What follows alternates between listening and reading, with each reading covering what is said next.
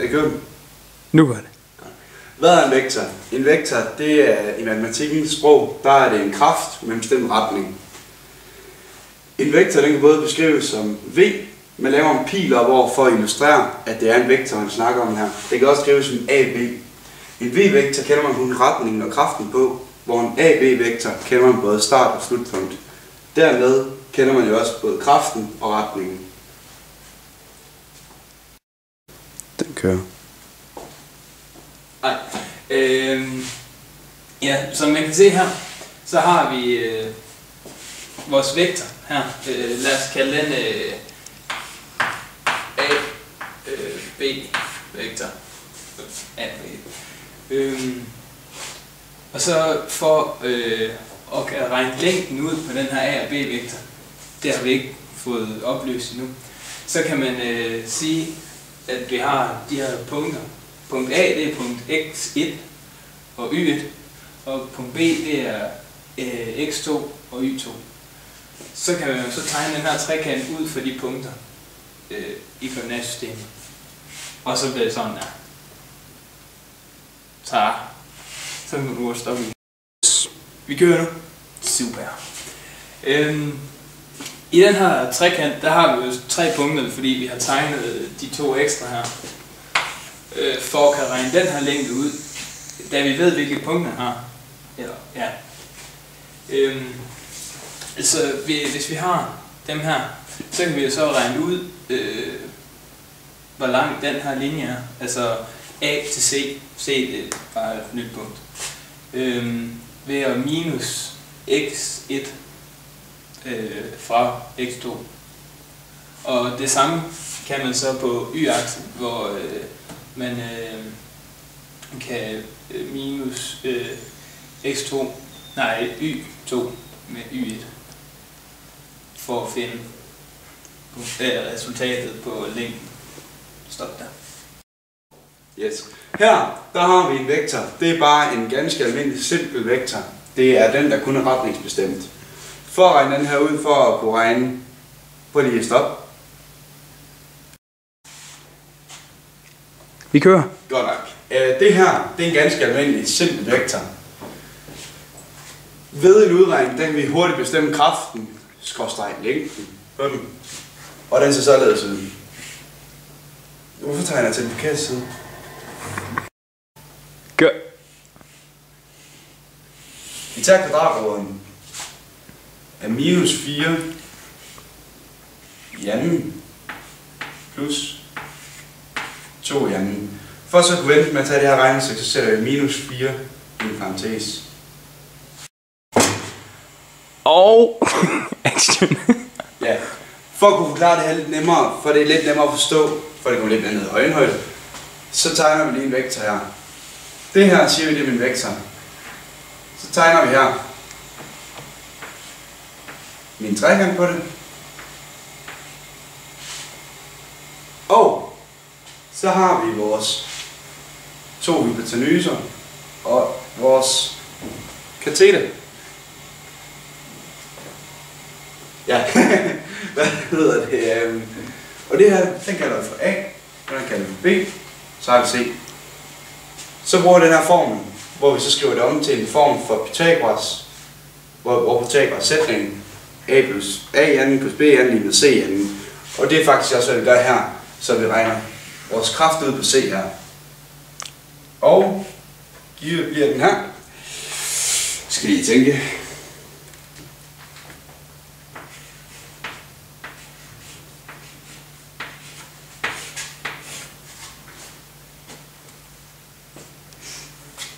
Og det er sådan, man gør det. Gør vi. Yes. For at få det her lidt mere ned i øjenhøjde, så man bedre kan forstå det, så har vi her tegnet vores vektor og lavet en trekant ud af det. Vi kender værdierne A og B ud fra vores koordinatsæt. Og det er C, vi skal kende. Derfor kan vi bruge Pythagoras sætningen, som hedder A anden plus B anden lige med C anden. Og det er, hvad vi gør her. Action! Og ud fra det her regnestykke så, når vi finder ud af, nu har vi fået forklaret, at det er C, vi finder ud af det her regnestykke, så taster vi en lommeregneren Og så giver det 4,472. Jamen, så vil jeg lige vise jer, hvordan man regner en A-B-vektor ud. Sådan en vektor, der er bestemt på forhånd, hvor langt den er, og hvor den ligger hen. Og vi har de to punkter på vektoren. Vi har punkt A, der er 4,1, og så har vi punktet B, minus 2 og minus 4.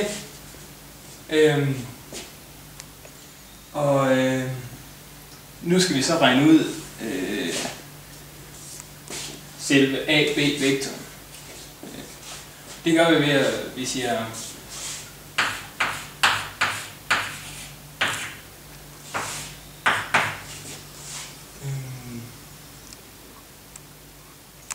så tager vi, nu vil jeg lige hurtigt skrive op her, hvad de forskellige er. B1 og B2 kalder vi dem her. B1 og B2. Og A1 og A2.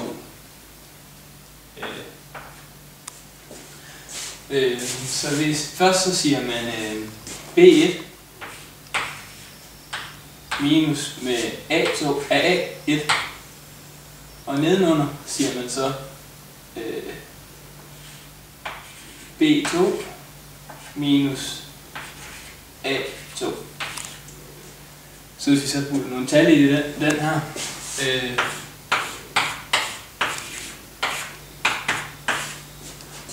hedder det minus 2, minus 4, og her hedder det 1, minus 4, minus 1. Fjern lige de kommaer der. Sådan er. Og så er det egentlig et meget simpelt plus- og minus stykke. Så det bliver til A, B, den ene med, minus 6, minus 5.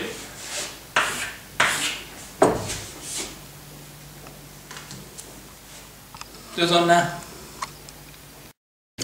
Nu er vi i gang. Ja, okay. Nu hvis vi husker tilbage på, hvordan vi lavede den før, så ser det meget bekendt ud, det der. Så, nu er det faktisk ligesom at regne en lille vektor. Altså en ikke bestemt vektor, bare retning bestemt. Og det gør man, hvis vi lige hurtigt resumerer, ved at bruge Pythagoras. Vi har jo de to sider her. Så ligesom før, kan vi nu bruge Pythagoras ved at sige minus 6 i anden plus minus 5 i anden.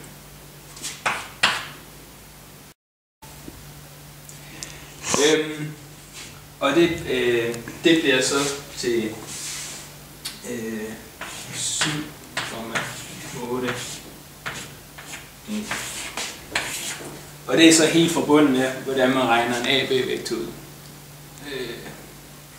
Tada! Okay. Godt nok. Hvad er en vektor? Nej, hvad fanden skal jeg sige?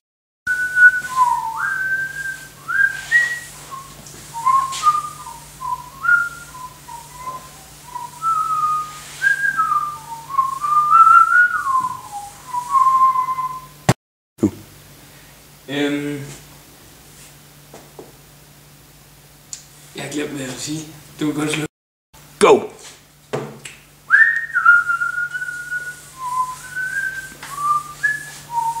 Ja. Jamen, action.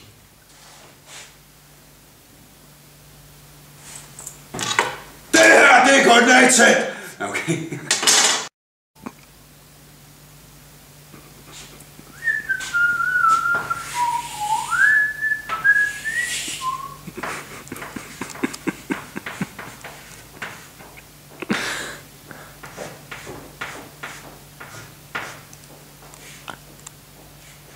Jeg elsker bare Victor. Love is in the air. På vektoren. Vi kører først nu. Jeg skal lige vide det, jeg regner ud, at det er længden på vektoren. Så ser det ud som om der. Sådan der. Så ser det ud som før.